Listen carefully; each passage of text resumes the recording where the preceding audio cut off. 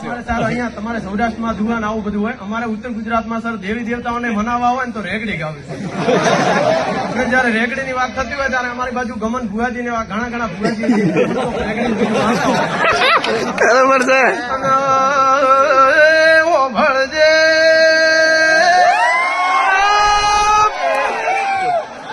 માહો ભળજે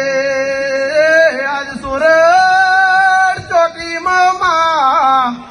આવી સભા ભેળી મળી હોય, મારા અધિકારી તાલીમાર્થી હવમોણા બેઠા હોય,